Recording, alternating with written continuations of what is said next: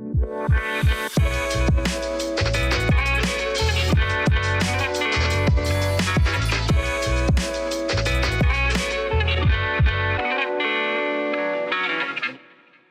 hello. It is a new year, and I'm dropping a new batch of podcast episodes branching further into film and novel territory than ever before. I say that now at the start to hold myself to it, so you all have to hold me to it as well. For those of you who may be joining us newly or just want a refresher, I'll give a quick setup. My name is Danielle Torchiano, and I spent the majority of my career as an entertainment journalist in a traditional format, but now I'm doing my interviews via this podcast instead. This podcast is designed to let you get to know my guests, one per episode, and they all share something in pop culture's past that was very meaningful to them, and then something in pop culture of today that is the same. Today's guest is someone I have known and have been interviewing almost from the start of my career, which was almost 20 years ago. And he's one of very few people that I feel comfortable to fully endorse as a capital N nice guy in Hollywood. He's an actor, an author, a producer, now also a director. You know him from projects including North Shore, Ringer, Life Unexpected, Where Hope Grows, a million Hallmark movies, and more. His latest project, MIMICS, is one he stars in and directed, and it's out Friday, February 13th. Hence the timing of me finally getting him on this podcast. It's Kristoffer Polaha. Everybody say hello. And by everybody, I mostly mean you and me, because no one else. Hello. They're in their hearts. They're all like, "Hi, Chris." Yeah, it's just not live. So, there's no audience here. I saw Amy Poehler did a couple live versions of her podcast, and I was like, that seems really cool. I'm not quite at that level, but that seems really cool. I'll tell you what, if you do a live version of your podcast, I'll be your guest, one of them. Okay. That would Yeah. get people to show up. Because if I'm just like, I'm doing a live version, people are like, who are you? No one cares. So I will No, say that would get people to show up. I think we could make a show. I think you could do a pretty good job with it. We'll see. We'll see what happens. How You've are got you? you've How got are a things? guest. Things 'Cause are great. now, okay, I was gonna say, because it's been a minute since we've talked, but like it also, the movie's coming out now, which obviously has been a labor of love for a long time. So does it Yes. feel less stressful now that it's finally being seen? Do you know, it feels more stressful. I the so I'm labeling my movie the biggest little independent feature film in the world. Okay. Because I'm from Reno, Nevada, which is the biggest little city in the world. We filmed it in Reno, Nevada, and every step of the process. So I'm a producer on the film, right? Mhm.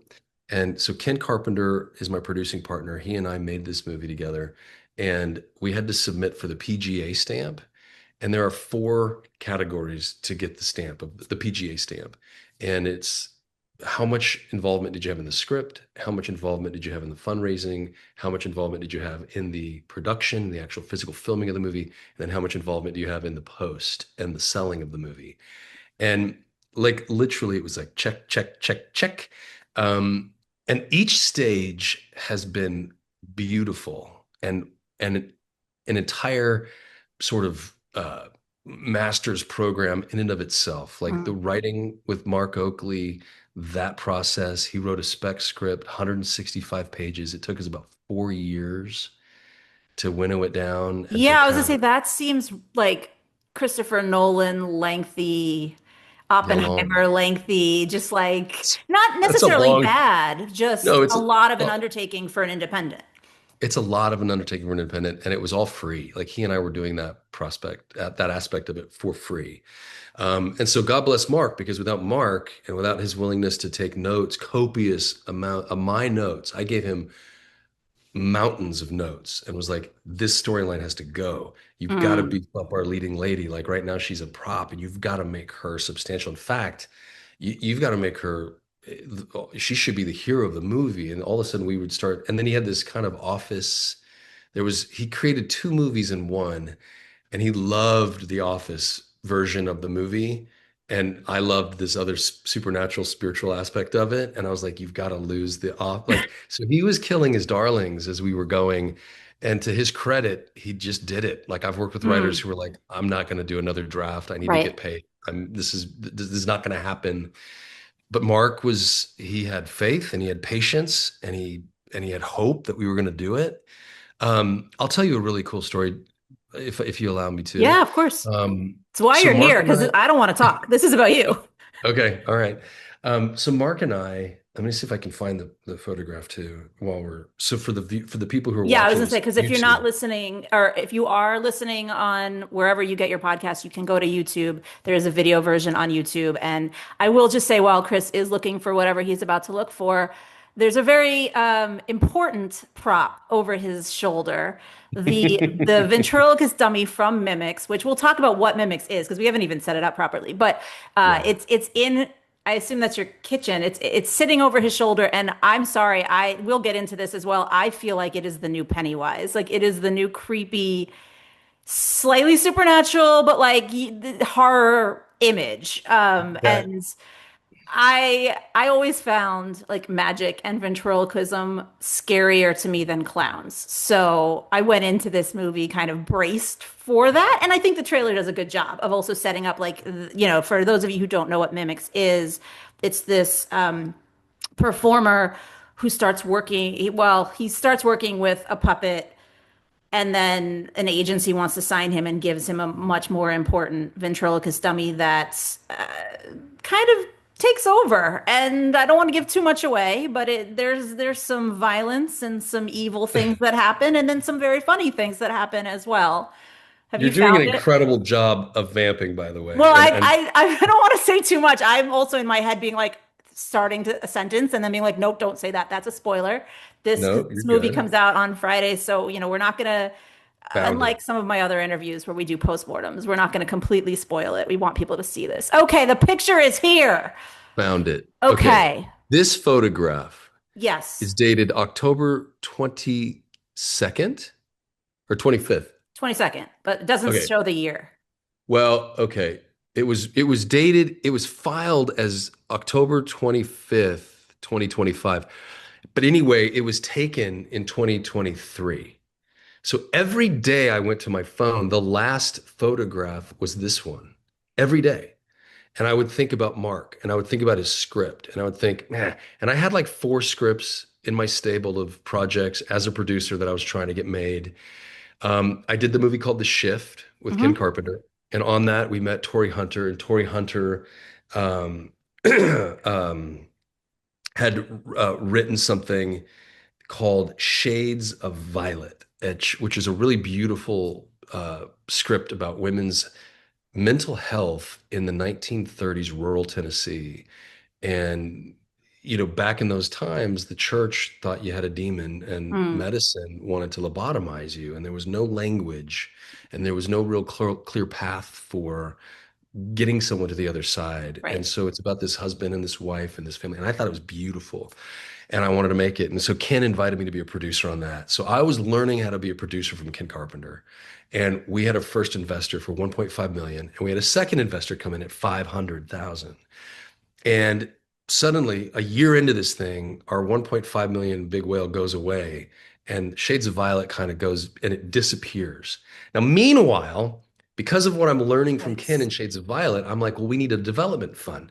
So Sure. Mark hits me up in August of 2023, and he says, dude, what are we doing with Mimics? How far along are we? And I was like, Mark, it's a dream, dude. It's a pipe dream. And I said, unless we can get a development fund, do you know anybody with deep pockets? Do you have any friends who would invest in this thing and get us paid? Because remember, 2023 was the strike Yeah. and there was nothing going on. Yeah.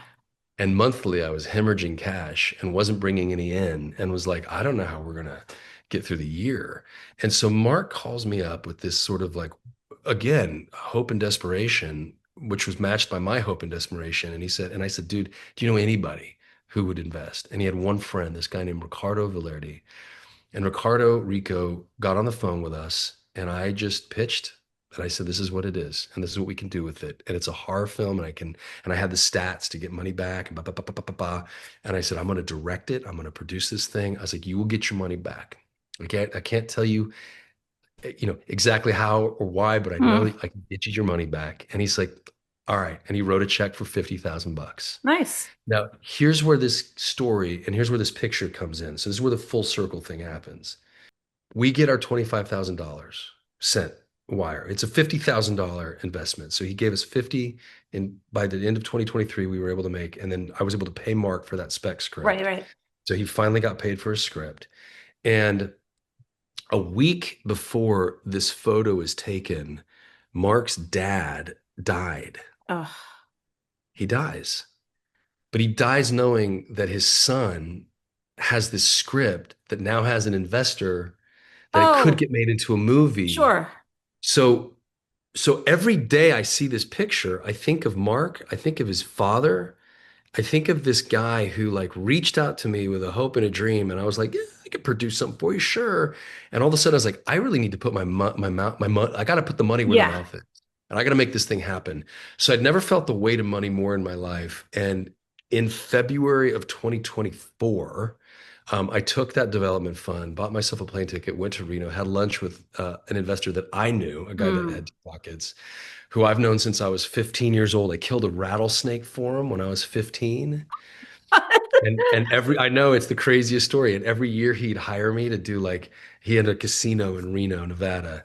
His family did. And so I was a busboy in one of the restaurants. I cleaned cars in the car wash. I installed mini refrigerators into half the I rooms thought in you the were going to say you casino. had some like wildlife business that no one's known about because the No, I rattlesnake was killed. out of No, I was nowhere. dating his stepdaughter, and he called me up into the garage and was like, "There's a rattlesnake under my car, and my dog is trapped in the other side of Oh, the garage. Can you help me?"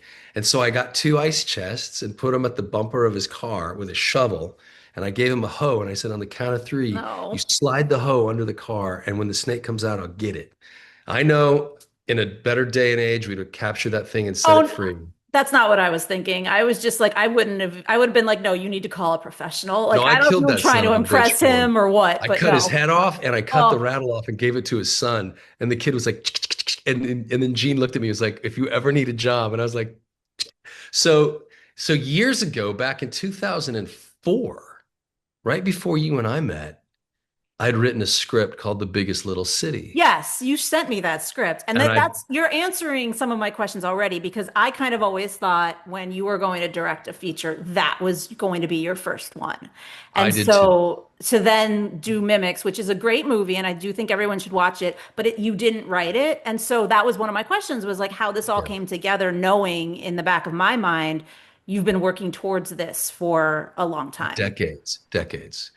Yes, I love that we have that history because you read this thing. And so I had written something that was a drama, and it was about generational Yeah. curses, and it was about dreams unfulfilled, and again, hope and desperation. And it was a very mature film. And to be really honest with you, I had the hardest time raising money for that Mm. kind of project because people would be like, I don't really.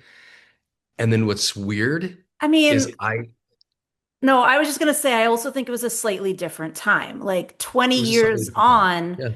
you've Yeah. had so many more credits. They know what you can do more now. Well, right. That's the thing. None of the investors even read the script. I was like, it's about a Oh, dummy. It's a horror film. It's me. You're going to get your money back. They're like, great. And they wrote checks. So, so Gene, after knowing him my entire life, he was first money in. And once we had first money in, I went back to Ken Carpenter and I said, hey, Ken, we've got money in. We've got a development fund. We've got this other investor from Shades of Violet who now no longer has a film to invest in. Do you think we can co-opt his investment into Mimics?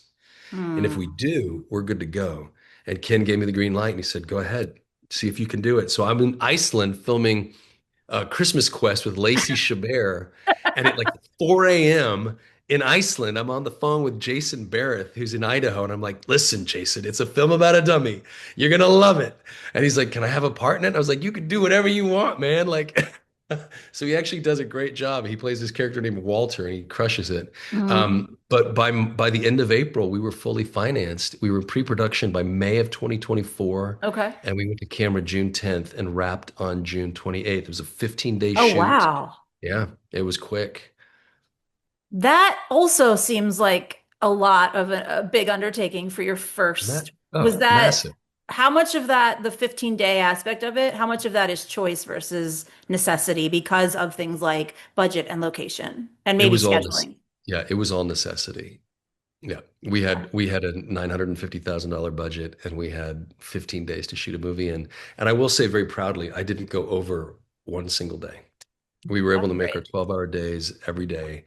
And directing myself with this little guy, what was Yeah. interesting was he would get his close up. It would like this. I'll do But it for you. he was made for this movie, right? This dummy was made specifically, or did you find this dummy and he just happens to kind of look like you? Hi, Ah, no, Danielle. no, no, no.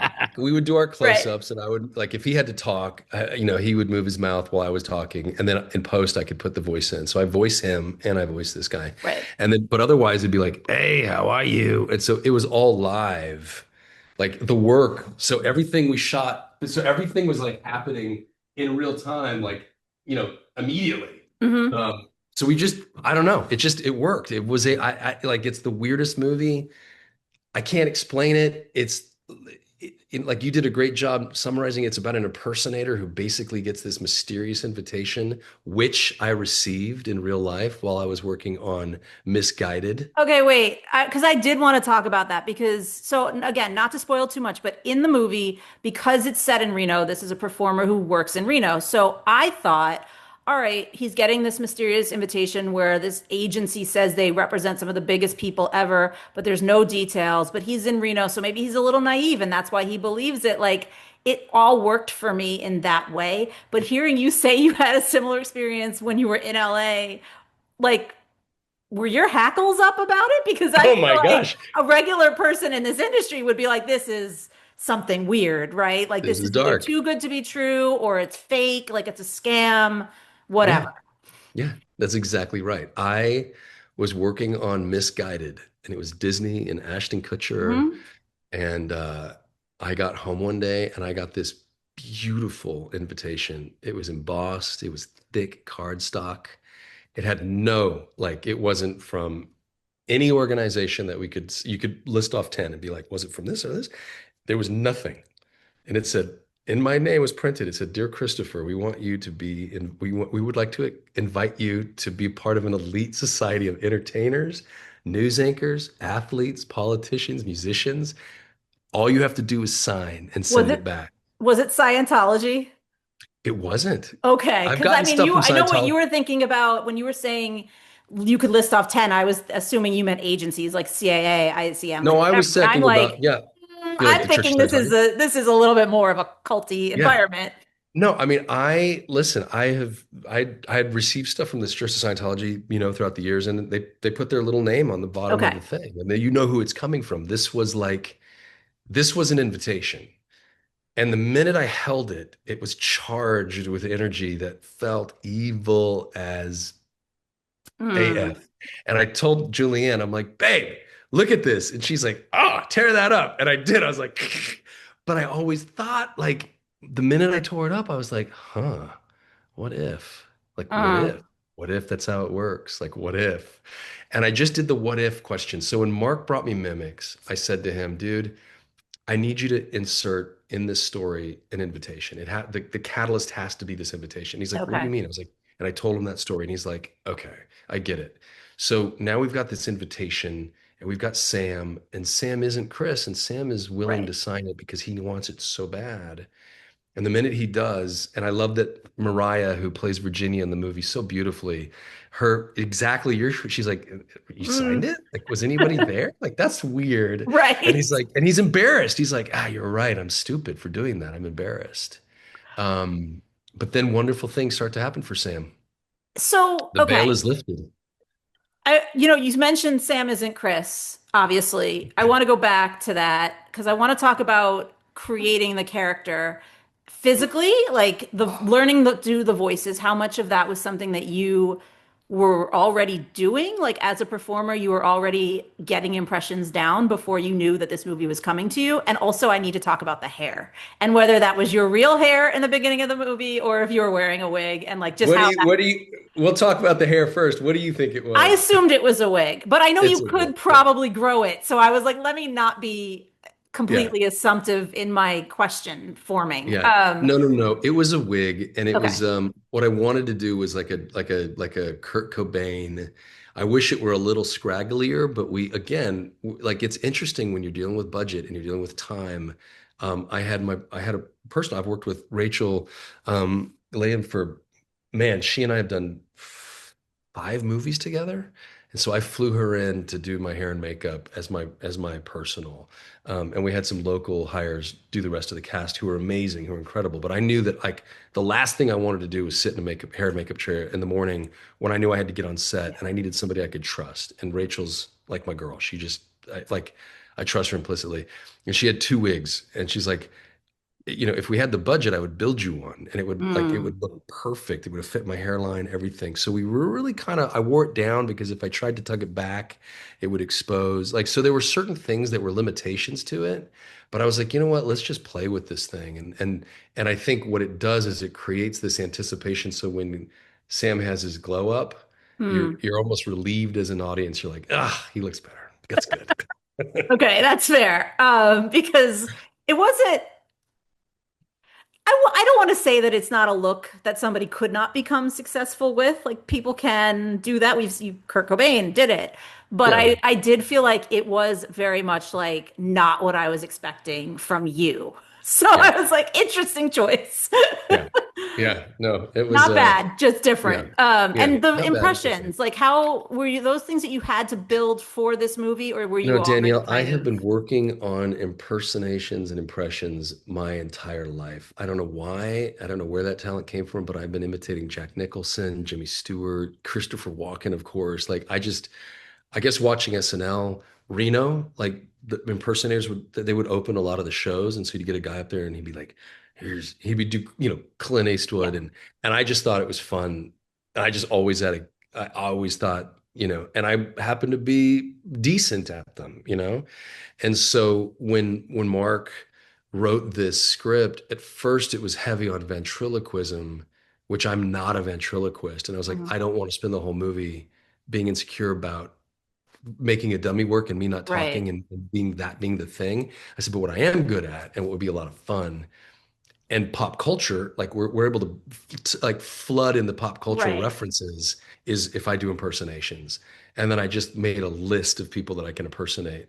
And I actually, those are there's a few things that I got to write in the script. So I did a little bit of the writing Okay. and all of those scenes, all of the impersonation stuff I wrote. The river scene is a Hmm. story that happened to me. That's a real life Fun. Chrisism. Yeah. Yeah. Real fun. Sleep paralysis and an entity that slowly choked me out one night. Good Lord. Yeah, that might be a little bit of a spoiler. It is a horror film, obviously. We should keep Yeah. saying that. I feel like somebody called it a comedy recently to me, and I'm like, it is funny, but I would not classify it, when you submit things for awards, the way we have this whole discussion about like, is The Bear a comedy? I would not call this movie a comedy only because of these other supernatural, even the agency and like the whatever. I don't want to spoil it, Entity. but whatever, Yeah. yeah, the entity that is in this dummy that then is, Yeah. taking things over and doing things. I do want to talk about the casting. Actually, wait, Yeah. I want to go back to the dummy because I don't think you answered this, but you found this dummy or did you have it built? Oh, yeah. So no, we had two built and Okay. they were Owen in the beginning of the movie is one that was built. And it was just, and God bless the guy in Vegas who built it, but it was not what we wanted. And I had two of these that were not what I wanted. And we had bought this one from a puppet maker in Ohio, and that's actually Groucho Marx.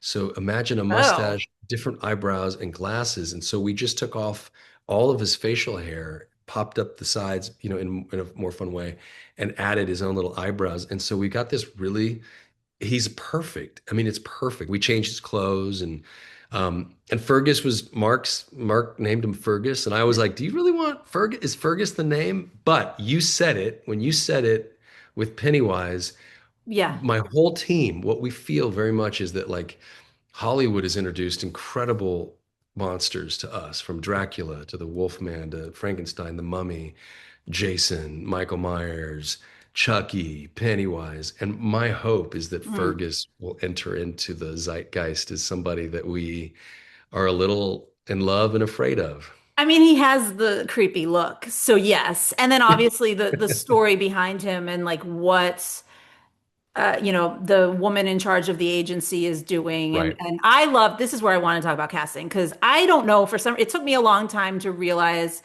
how much of, I'm going to say, a family affair this film was. Like, yes, Yeah. you have your actual family involved, but then so many people you've worked with before, which I thought was great.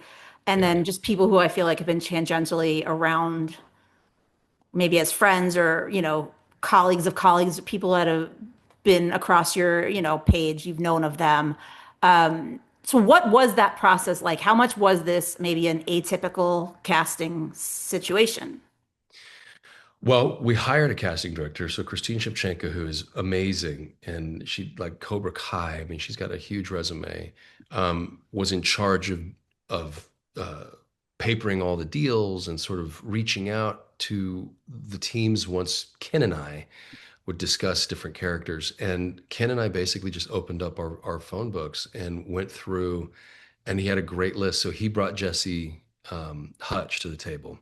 He brought Kevin Lawson to the table, who I'd worked with, but like Kevin Mm. Lawson's this, he's a great actor, but he's a content creator on Instagram and TikTok, massive following, and you know what I mean? Like he's But just I was this gonna say, really who is it? interesting. You know what I mean? Like, I mean, I feel like you Well, all are doing this now. Like, it doesn't take away from his acting as well. Well, I mean, I think what happens though with him is it started on Instagram and then it parlayed Oh, I see. into acting. So because of his following, he got cast in The Shift. And then he and I met on The Shift. And then Ken was like, "What about Kevin?" And I was like, "For what part?" And he said, "MC Tony," which was going to be double cast. I was Mm. actually going to have Austin play a good version of MC. And if you know here's a quiz, here's a little Easter egg Uh-oh. for pop culture. It's MC Tony and MC Clifton. Yeah. So Andy Kaufman's Tony Clifton. Oh, So okay. that I like, I and so I don't was know gonna, that I would have put that together had you not said that. Okay. yeah. I mean, it's it's deep, it's buried, but it's there, and I wanted it to be like a little nod to Andy Kaufman, Hmm. and then just that world of vaudeville and that world of, like the comic cell, the seller comics, and like the dudes who just kind of what Seinfeld was before Seinfeld got his TV show. Like Hmm. these dudes who are Yeah. trying, and it can happen. It's just that you need somebody to lift you into Right. that next stratosphere. So that's kind of where it all came from. But anyway, Chris Parnell, he and I worked on Misguided Right. together. Stephen Tobolowsky and I worked Hmm. on a movie called Atlas Shrugged 3, Who Hmm. is John Galt together. And he and I, we had, I just love that guy. He's And incredible. also Haul Out the Holly for all your Hallmark fans, because I That's know they're true. watching. Yeah. That's true. It's so funny that I'm always affiliated with that. I had like, a cameo in It that, but doesn't matter. that's right. I was in that I mean, movie. you had You're a right. cameo in Finding Mr. Christmas, and that became a whole thing too. You know what I mean? It That's doesn't true. Yeah. doesn't matter Yeah. how big the role is. That's true. It's not, what is it? Not the size of the role. It's the size of Yep. the player or whatever. Yep. Um, and then Austin Basis, of course, is Life Unexpected.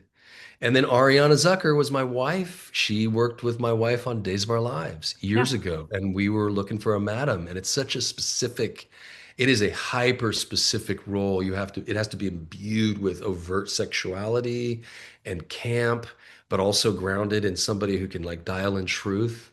And when Julianne said Ariana, I was like, oh my gosh, do you think she would do it? And she happened to be living in Lake Tahoe. Oh wow. We shot it in Reno, and I was like, I've got 2 days worth of work. You can drive down. Would you be willing? She read the script and she's like, oh my God, of course I would. So we were so lucky. And she came to set, man, and all of that Days of Our Lives training, she just had these long, like, and Yeah. tracks of dialogue and just hammered it out like perfectly. Cause I was racing the clock every single day. And that was a part that I had gone to Angie Harmon. I Mm. had gone to, I thought about Sharon Lawrence for it. Like there Hmm. were some people that but like again, we were dealing with budget constraints and timing constraints and all of these things. And then Ken, master stroke goes to Ken Carpenter. He brought two key elements to this project that without it would just be a totally different movie. But Mariah was somebody Hmm. that he knew that I didn't know.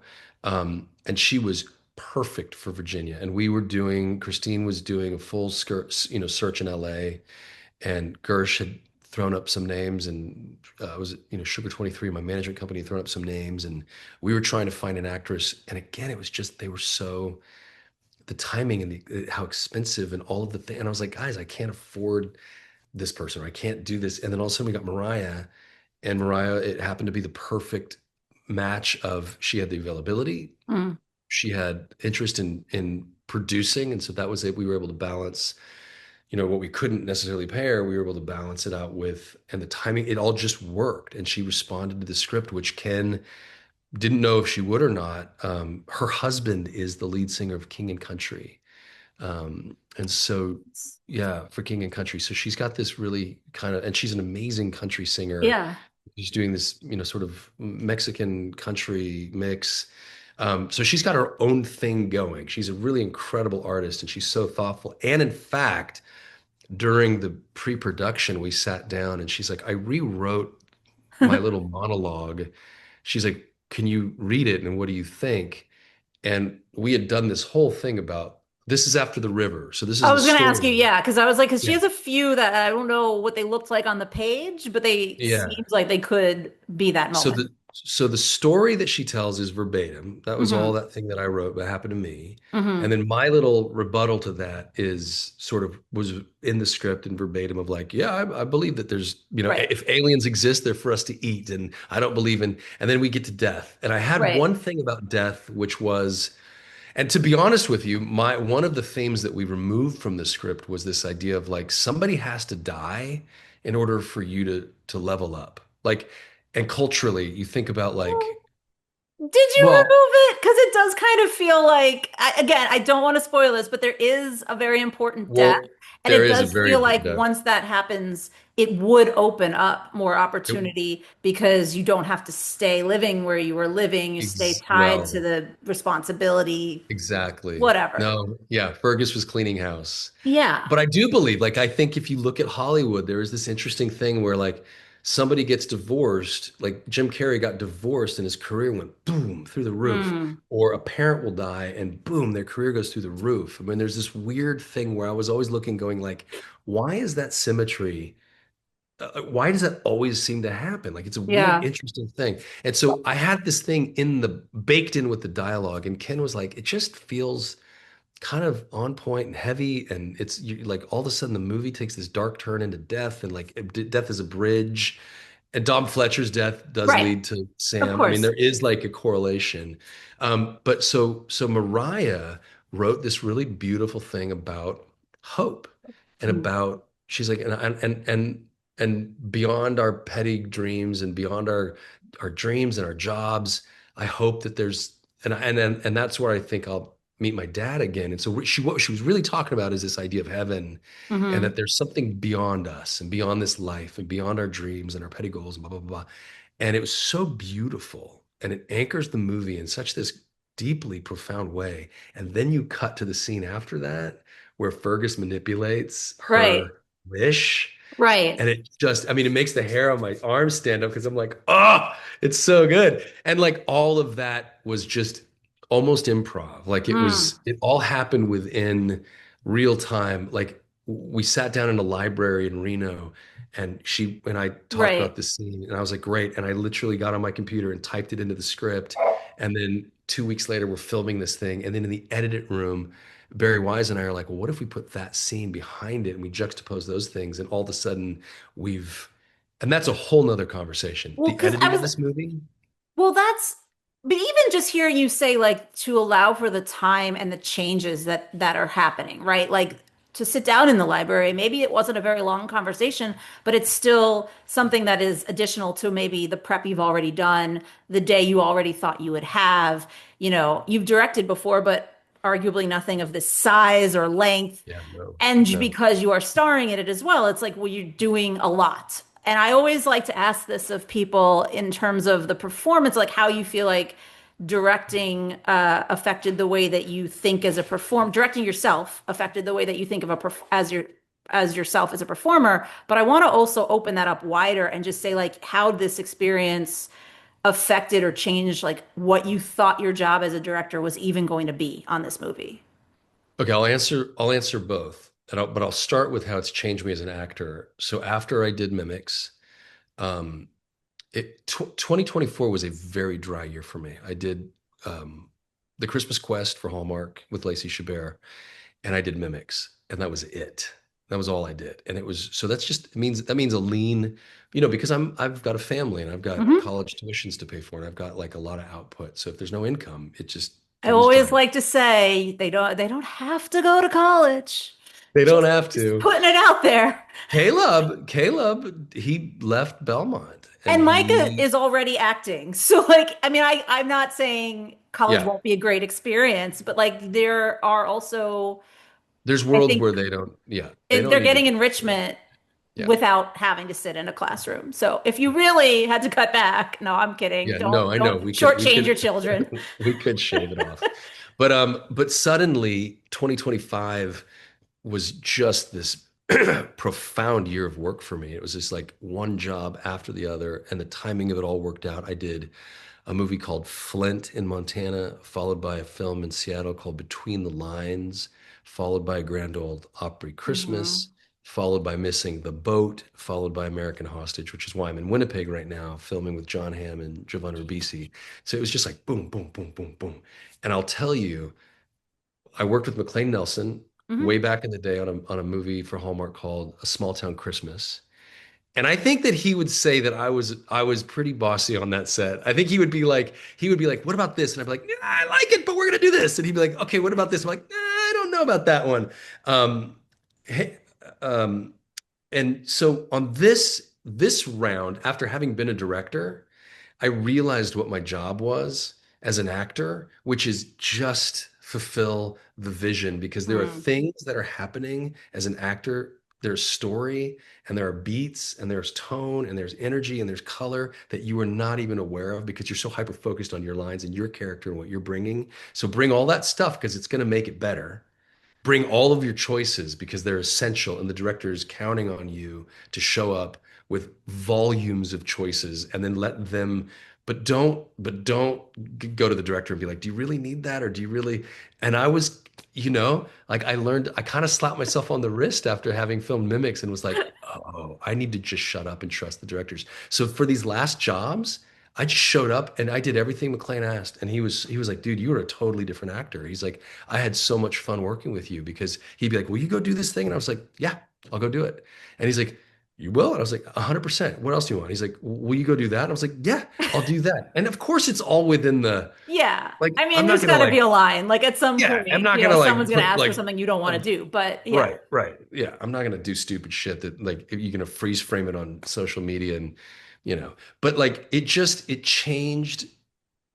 And also, I guess the freedom of being like, I've produced and directed a movie. I don't need to prove myself on this Right. set. I don't have to prove anything. Like, and I think before you have known me and you've known that I have been wildly ambitious for so long.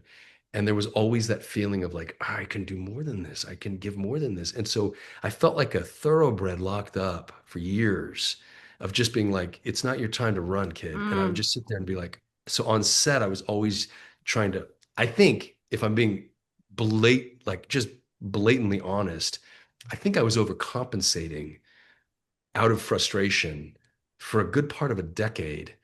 And I remember being on set with Meghan Markle, and I always tell the story and people think I'm name dropping, but it's so specifically her Hmm. and this moment. It was my first Hallmark movie. Yeah. And we walked onto set and the director was like, I don't know how to film this scene. I don't know. And I remember looking at the room and just clocking it and going tick, tick, tick, tick, tick, tick, tick, tick, tick, tick, tick. And then I blocked it with the director. I said, what if you put the camera there? And what if you lay down tracks? And what if you, and I said, you could actually do another one through that window and you can get a really cute shot, blah, blah, blah. And then you just cover us with French overs and da, da, da, da, da. And I did it within a matter of like 2 minutes. And the director was like, great. And he used all my ideas. And Megan looked at me and she was like, all right, you need to be a director and I want to be in your movie. And I was like, done. And it was like this weird moment of like, I really should just do the thing Well, I keep wanting to do. because that's the thing. You use the word overcompensating, which I think is almost negative. Like I almost feel like it's a little self-deprecating. I wouldn't have phrased it that way. I would have said like you were just itching to do more. Like you knew you could do more and you were seeing things, but you were probably on, I'm not asking you to like spill the dirty laundry, but I know from some of the shows that I covered that you were not always the best run in the room or on the set or whatever. And so you probably were seeing a lot of mistakes and being like, why can't I just fix it? Or why can't I just get in there and give advice or ask to do something different? And maybe there were opportunities where you were close enough Yeah, with whoever to do that, like this example you're given. But like to me, that all makes a lot of sense where you yeah. then now step into this role as a director, and it's like, well, I already feel prepared because I was watching decades of being on set. I was watching with that eye and just not getting the chance to do it. 100%. That's exactly right. And I think your fair assessment is exactly right. I will And I will also say say, I don't think you were. I directed you once, and you were not bossy. You were very kind. And I so, was like, very this is well, so yeah, funny you're that right. you were And that, like talking yeah. about McLean that way because I'm like, I don't think you're like that on every set, but whatever. No, and I wasn't. So my production company is called Podunk Hmm. Productions. I named it when I was in college because Polaha Po and then dunk like a slam dunk, but also I'm from Reno, which is Podunk. And I was like, it's fun. It's my little thing. But if I were to rechange the title of my company, I would change it to Best Idea Wins because when I'm Mm. on a set, I just think that the best idea wins. And that could come from the DP, that could come from like a gaffer or one of my actors, or where someone's like, I see it, but like because all we're doing is trying to tell collectively a story. We're trying to create a fantasy, a Yeah. make-believe situation and make it believable. And sometimes, you need to know when to have, which is what Mariah did in the library that one day, where she said, and I was like, best idea wins, which is why Mark was so gracious because every time I would throw him ideas, he's like, yeah, and they would get implemented because he's like, you're right. These are, so yes, it was a long time. And people like Liz Tigler, Hmm. who met with me every Sunday night before we would start a new episode of Life Unexpected.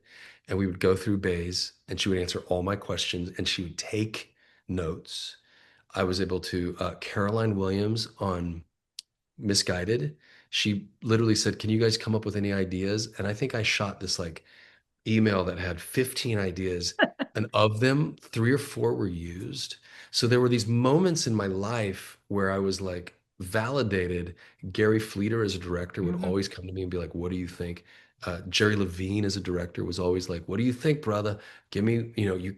And so there were these people that spoke into my life that along the way encouraged me to be like, go and do this thing. And I'll tell you where it all started was NYU, talking about Oh college yeah, I was to you say it know, is important for some people. I shouldn't be well, such and a for me Debbie it was Downer. I had a teacher named Bill Bly, and Bill Bly would you had to do one of two things, write an essay, like a 15-page essay, or write a short play that had to do with the time. It was called, we were doing the history of theater from the beginning of the world all the way till now, and each part of each semester, and it was like a four, we had to do it freshman and sophomore year, and so it was 4 semesters of the same class as a part of Tish's program. Hmm. And I would write these short plays that I would then cast all my friends in, and I would act in it, but I would direct them. And so I did, like at least 8 of these things over the 2 years.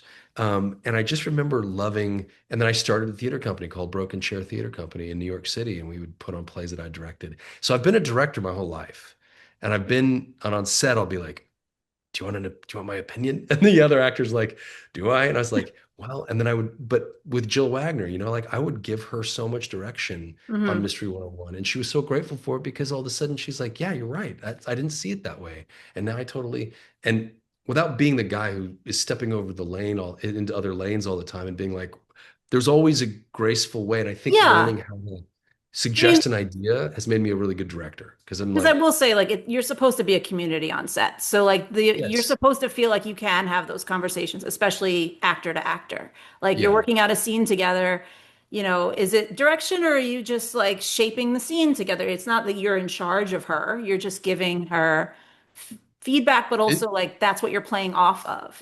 Right, but So, it's all, and yeah, and not in a manipulative way at all. right. Like it's interesting. Like I'm working with Giovanni Ribisi right Hmm. now on American Hostage, and he and I are like literally like I'm the hostage and he's the guy who's taking me hostage, and so we are it's just him and I every day, and the conversations that we have been so. And if you're confident in your skills, you're open to ideas. Yeah. You're like, what? Feed me. Like, what am I not seeing? Like, I want to hear it. And then you process and you're like, great. And then it's going to lead to something else. Because I think that's at the end of the day, if you're a credit hound, you're doomed. If you need the credit, Sure. you're doomed. But if you can give all the credit away and say, I don't care whose idea it was, it's your idea. They're all yours and they're great. And we're going to use them all. Even though you might have had the kernel of it yourself, give it away, give it away. Man, watch what happens. It just buoys everybody around you up.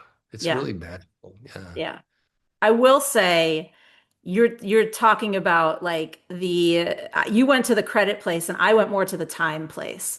Like it Right. is great to do all I said it earlier, like to take the minute on set to or however long on set to sit in the library and have that conversation. Like that is where I get stressful. Like it is not that I want the credit, need the credit, feel like my idea has to win, but it's like in the time it's going to take somebody else to sometimes get all of their ideas to me, we could have Right. accomplished something already. And so You know that's what? like, especially I keep thinking about like 15 days for a feature film. I've done that before when I was in independent production and it was hard. And a lot of the times the directors weren't making their days. And then it was like, good luck. I don't know what you got for the editing room. Yeah. You know, I hope you got at least one option for every Something. Yeah. scene, but Yeah.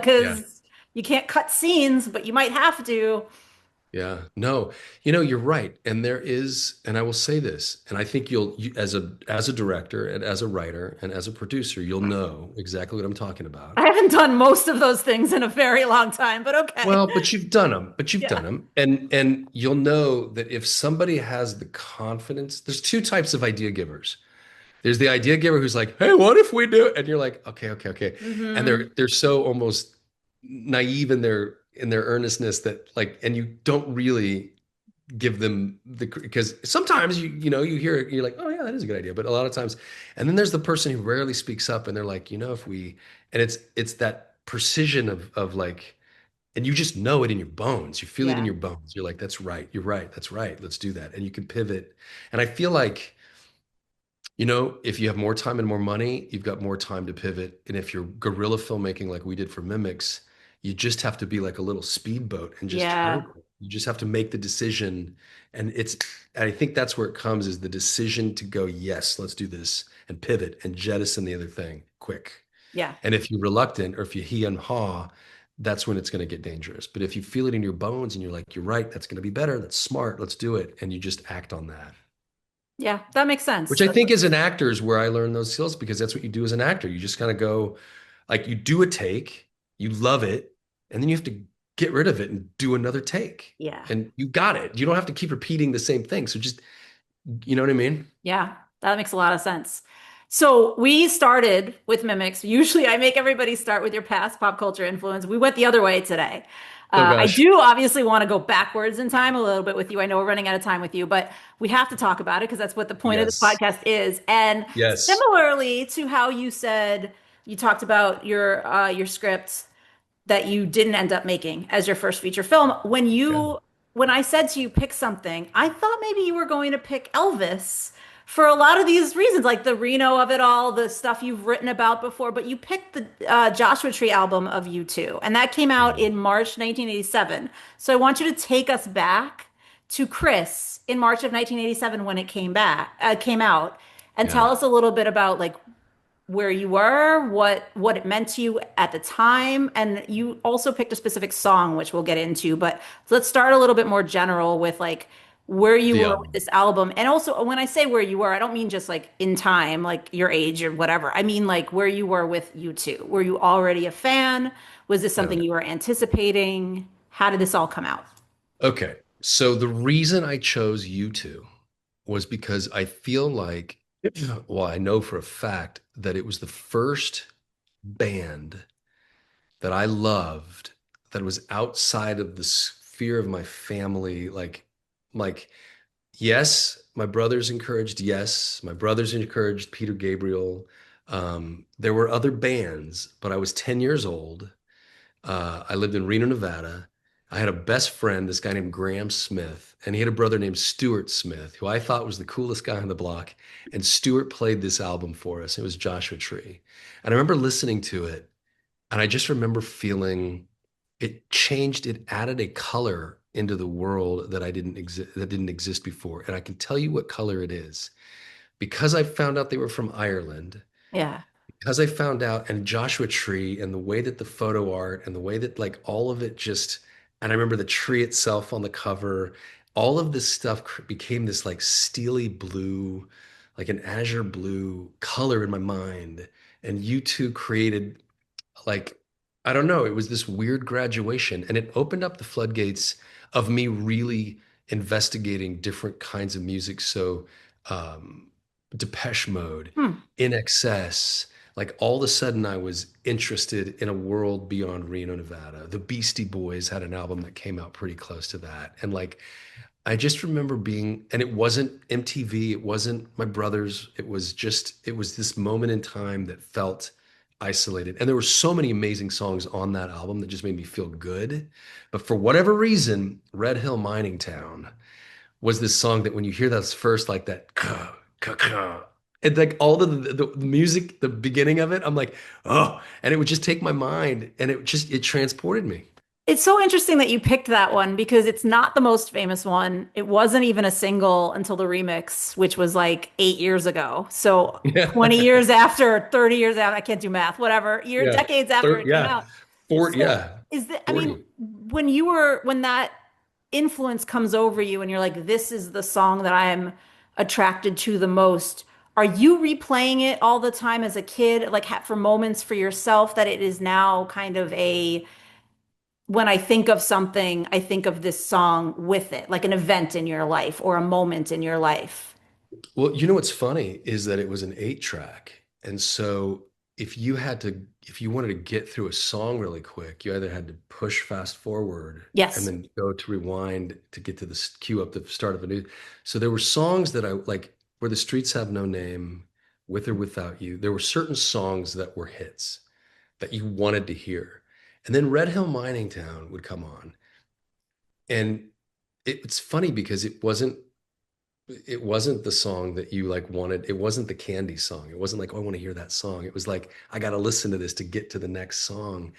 But there was something about it that every time it took me away. And Mm. every time it would I would visually transport myself to this sort of dystopian, broken down American that Yeah. these Irish guys created. I was like, wow. Like, I don't think that it really reminded me of Reno per se, but Reno is an interesting city to come from. You've got the desperation of the casinos, people going in there and putting all their money. Right. Okay, I used to work in a casino, and on payday, they had a spin wheel that only employees could use. You would lay your check on the table, and they would spin the wheel, and you could triple your check, double your check, lose your check, Yeah. win like a free meal or a free drink But ticket or whatever, but people were that's losing their crazy. paychecks. It Yeah. is crazy. Yeah, they've stopped I mean, doing that. I've that's the asked and they whole, stopped doing that. yeah, but that's Well, also it's the whole Squid Game of it all. Like in the third, in the third season when they show you that they offer these homeless characters food or the right. chance to play the game. It's like they're all taking that lottery ticket because like we just what if we're the winner? Like we have What hope that if? we're the winner, which, Well, and that's I'd play the exactly it. lottery. I'd love to win the lottery this year. I get Well, it. I mean, aren't we all gamblers? You're gambling on yourself. I gambled on myself as an actor. We do kind of, I think, in every aspect of life, we're kind of, but even to go back to the Red Hill Yeah, Mining yeah. Town in Reno, like you've got miners, you've got Yes. ranchers, it was this blue collar, and you've Yeah. got mafia, and you've got all of these people are mixed in this desert town that's a mile high. So the altitude literally makes people sick. Mm, You're surrounded by mountains that are gorgeous, but that if you get lost up in them can die because of weather and coldness and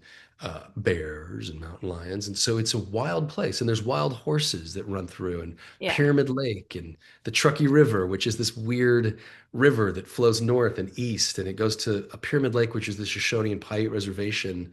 And there's pyramids in the water. So there's these natural, like it is a magical place, but it's also so rough and barren, and it's like desert rats. Like it takes a certain stock of people to live there. Yeah.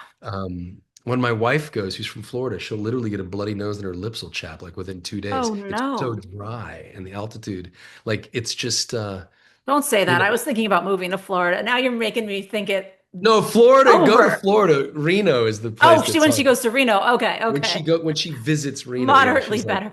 No, no, no. Okay. Florida is paradise. Go to Florida. Well, It's also the Wild West, though. It is like yeah. where it's like the people who go to Florida are like I know. running. They're like, we don't want the law. That's what I was going to say. Like politically, it is a nightmare right now, and it's not a smart choice. But I just keep having thoughts of like maybe I could keep on track to retire when I want to retire because it's so much cheaper to live there. I don't know that that's really true, but there's that again, that hope that like, oh, let's just delude ourselves a little bit. Maybe we'll win the lottery. Well, you're talking about, the meaning of this song. That is something that I feel is a lot deeper than maybe many 10-year-olds might pick up on. When you were 10, were you actually like analyzing these lyrics and thinking these things? Do you remember like what it was that you actually, or was it really more of you mentioned earlier, like those opening chords? Man, do you want to hear a cool story? Yeah, that's what this is. I don't I think I've ever hope. shared I this. hope Yeah, for people, but yeah. for people if they're out there. Um, I had a dream when I was a little boy. Oh, it's such a weird story. This is such a weird story.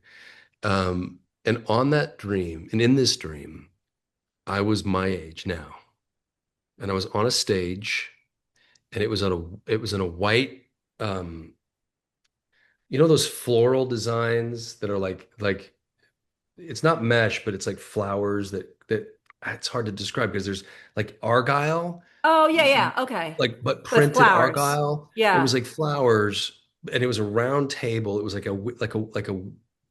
a garden table. Okay. And there was two cane back chairs that were metal garden, it was all for Yeah. a garden, but it's on a stage. And I'm my age now, but I'm a little 10-year-old kid Right. having this dream.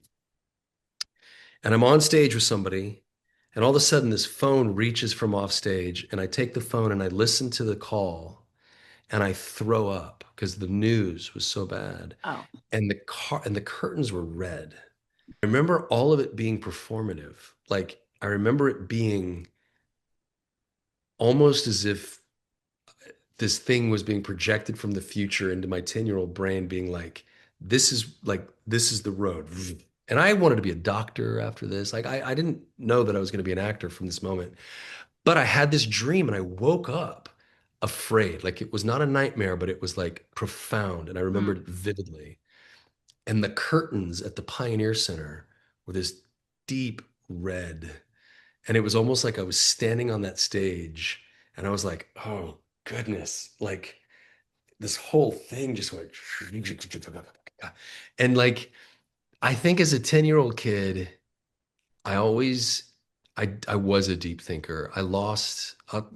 I'll even go deeper. In 1986, my aunt, and you read The Biggest Little City, so you Yeah. know that suicide there's a lot of theme. The theme of suicide runs deep. And my aunt committed suicide. She started a car in a garage, and the sheriff found her Mm. days later. And there were signs of struggle. And I remember being in my grandfather's kitchen when the sheriff called him Oh. and he received the news, and I remember his face turning red. And then he shared the news with my mom, and I was witness to that. And then all three of us went outside when my nanny came home. And my nanny had these two bags of groceries, and she saw our faces, and she thought it was her mother. She's like, is it mom? Is it mom? And Smalley, my grandfather, was like, no. And then my nanny said, what's wrong, Smalley? What's wrong? And all he had to say was her name. He said, it's Patty. And she just melted into the bricks. And I remember seeing that in 1986, and it stained my Mm. life. I mean, I Yeah. cried every time my parents left the house. I thought they were going to die. Um, I mean, I was convinced my parents were going to die all the time. So I think that music, it made me feel safe somehow. It made Hmm. me feel there was a lifeline in it, and it was escape for me, and it was healing, and it was therapeutic, and all of it, the album itself, felt constructed out of something mightier and bigger and stronger, and those chords, collectively were healing for me. And I think it hit me at a moment where I needed that, and it made me the kind of artist that, like, I want to tell bigger stories. I want to tell Right. stories that reach into people's lives and heal them a little bit or inspire them a little bit or give them hope a little bit, which you're going to hear me say Mimics, and you're going to be like, well, why the hell did you make a movie about a dummy? Well, But no, there are Virginia is themes willing to in give her there. life. Yeah, Yeah. like there's themes that when you dig in a little bit, you're like, oh, he's telling a grown-up story. And he's wrapped it in a very, like entertaining candy-like package, which hopefully brings in some dollars in the box office. But like, I'm that's I think U2 marked me as an artist long Hmm. ago in that I wanted to make movies for a big broad audience, but I also wanted to have something meaningful inside of them that Yeah. like, gives you a hope or allows you to feel rooted or when the turbulence of life is rattling the very bones of your being, that there's something that grounds you, that you can go, Yeah. I can watch this movie and it just makes me feel good again. Or I can listen to this album and it just makes me feel good. Like the world's okay. And I think now more than ever, we need I was just stuff to gonna say the remind us world of is like, not okay, so we it's definitely need not. those I mean, it's pieces to not. escape Yeah, to. like Yeah. we're like people are, yeah, like getting shot in the face. I mean, things are happening that are inexplicable, Yeah. and we need reminders that there's good. Like, I do think there's a battle between light and dark. I do think Hmm. there's a conf. I think each of us have this soul, and I think there are two agencies that want to represent it. And there's an agency that's going to offer you the world and say, "Hey, come here. I'm going to make it feel so good." And there's an agency that's going to say, "Listen, it's how crazy that Fergus is on one side and his light is on the other." And for those I watching was on gonna, yeah, YouTube, there's a window. It's true. I thought you were gonna point to the plant because the plant well, is also, yeah, life yeah, and like, life. But healthy. like, I do think that there's a battle for every soul and that we have a choice to make every Right. day. Bob Dylan, that would be another great pop culture Mm. reference, but he said, you got to choose somebody. You got to choose the devil or you got to choose the Lord on that Slow Train album. And it's like, Bob Dylan got it, Jewish dude from, right, Minnesota or Minneapolis, where he was from. And it's like you gotta choose who you want to be represented by. And so that's ultimately the Right. heart of Mimics. And that Yeah. was the thing that I really wanted to dig in. Meanwhile, I wanted to tell a really entertaining story. Because you're talking about like music being that kind of linchpin of saying the depth, but the entertainment. How did you approach the music for the film, for Mimics? Like in the sense of like what you wanted to bring in, both score and then maybe non-score. Because I mean, you perform, but you did not perform for this movie in that way. Yeah. Yeah, I don't, what's funny is as soon as my son, Caleb Polaha, Yeah, whose yeah, yeah. music you can hear on Spotify and Apple anywhere right now, the minute he became a songwriter, infinitely better than me. Like his lyrics are brilliant. Like and I'm a snob. I'm like, I don't know, guys. Like, really? That's kind of half-assed. Like, I don't know if that's gonna sell. But I'm like, Caleb, you go for it. Um, so the minute he started playing guitar, he became better at guitar than me. I'm embarrassed now because I've been playing for 25 years and he's already in 5 years better. It makes me seem really like a hack when it comes to musicianship. So I've gotten a little shy about my music, All but right, but even beyond, like he could write something that he performs for your yeah. projects. So do you know that his music is in Mimics? Yes, I'm trying to get you to be the one to say that. So, well, then, let me say this. I used Caleb's song in Mimics. So there's a scene, we have one needle drop in the whole movie, and because I could afford it, I used Caleb's, it's called A Brand New Song, and and it was perfect. I used it as the temp score, but then as we were watching the movie, I was like, actually, and it actually flowed through the next scene when they kind of moved through this leveling up moment. Hmm. And but we wanted to go, and so Ken, that was the second I mentioned earlier that Ken brought two game changers to the picture. One was Mariah, Yeah. and the other one is Ben Backus, who was our composer. And Ben Backus wrote entirely original music for Mimics, and the score is beautiful. It levels up the film in ways that I can't even explain. You have to hear it. But there's a Fergus theme, there's a love theme, and it ties all of the different discordant themes in the movie because it is a comedy and it is a Hmm. romance, it is a horror, light, fright light movie. And the music ties it all together in a way that it creates a cohesion that I would go to sleep to the romance theme. I have all of his tracks, of Okay. course, in my phone, and I would just play this thing over and over again. because it's beautiful. Like it's beautiful. Ben Backus, he did the score for it originally. Yeah. Nice. And all right, I'm gonna have to ask because, and again, no spoilers for people, but it does end in a way that like is open-ended enough. Is this a thing that you said the way that you talked about earlier, all these great horror characters, they are all part of franchises. Is this something that you see like, yeah, I could see a second one? Like even if you're not the star of it, but Fergus is the star of it. Yeah. I think that Fergus co-opted this movie pretty handily. The minute he enters the frame, you can feel the movie get on rails, like chick chick, Yeah. and it goes. It's amazing. He's a star. And I've already have Mimics 2. Mark and I started talking about it, but I have a really fun idea about a woman impersonator who gets a hold of this deal, who's Hmm. given and whether or not Sam becomes a Walter, like a bellwether guy who's like, hey, there's, the warning, or whether it's just a story of how far can that go. Right. I lost your sound for a second there. Hold on. And really There you go. let it be the wish. Am I back? Yeah, it was a little strange, but yes, you're back now. Maybe he's taking over right now. He's like, you can't See, talk anymore. It's my do you turn. know that this is the second interview I've had today where the recording equipment dropped I out? mean, it's also we're on Zoom. I should say that this is not an advertisement for Zoom. It is people know the sound is not the Not great. best. Yeah. Um, But yeah, there is a world where if Mimics One performs, yeah, I would love to do it. We've already started tinkering with like where we would go with the story, and yeah, it would be fun. very cool. I'm sad you're not Yeah. wearing your Mimic shirt, but everybody I'm out sad you're not wearing yours. I I need to get you don't one. have one. I'll I take know. one. Where do I get it? No, Where do you we could get get it? them. You could go on Instagram, go to Okay, merch. because I It's was my gonna say, merch. I'm sure people watching or listening also want shirts if they're available for sale. They are. If you go to Okay. dressingfestive.com, I've got an entire page in their website. It's dedicated to stuff from my merchandise, but also Mimics specifically. And there's some really great t-shirts that look like the Misfits.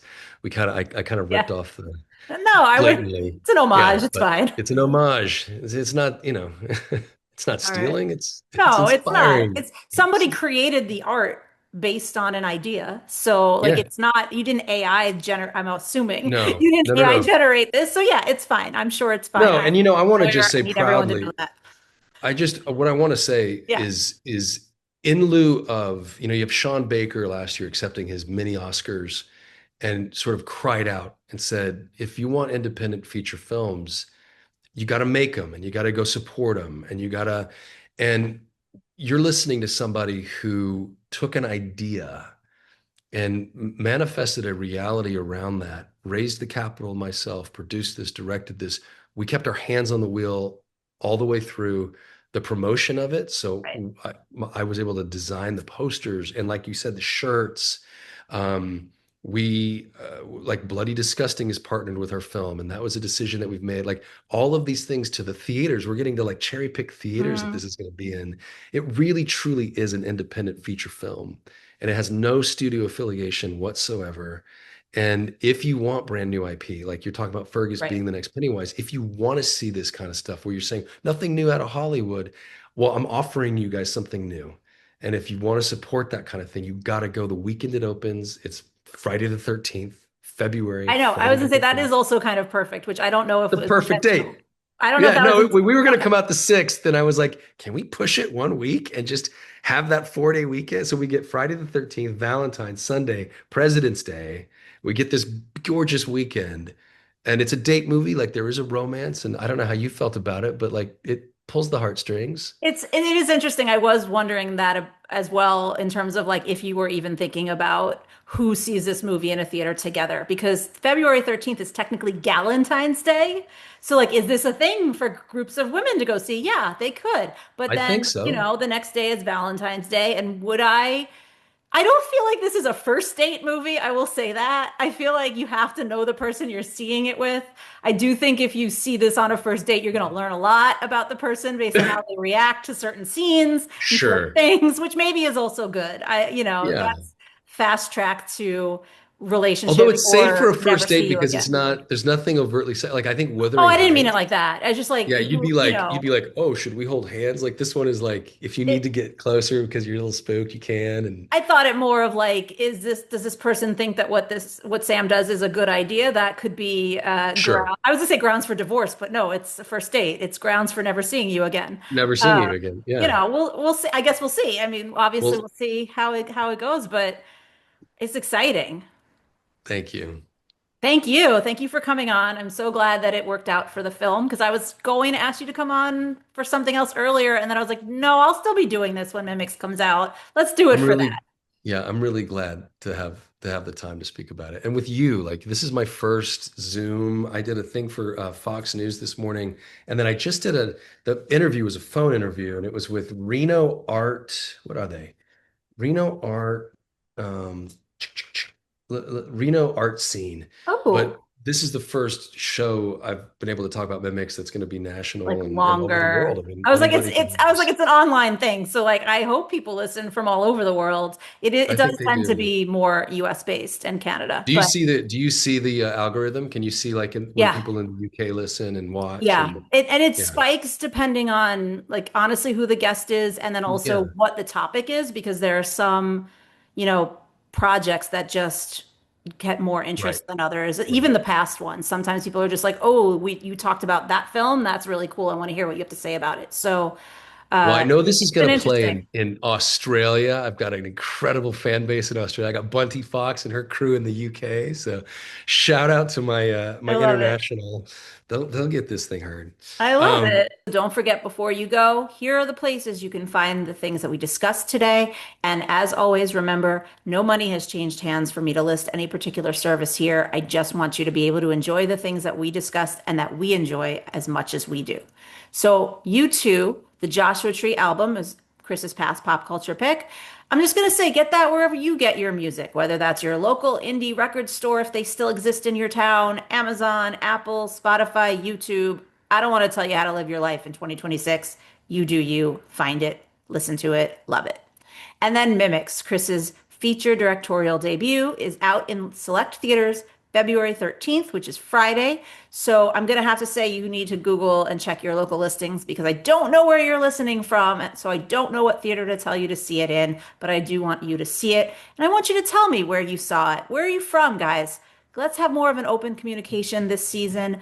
DM me, leave comments on my social media posts, etc. Let's hear who you want on this podcast, what topics maybe even you want to hear about. We do a lot of television because that has been my background, but I'm definitely open to expanding. And as I mentioned at the start, I'm really trying to dive more into film and novels, not just memoirs or other industry related books, which were the majority of the authors I've spoken to so far.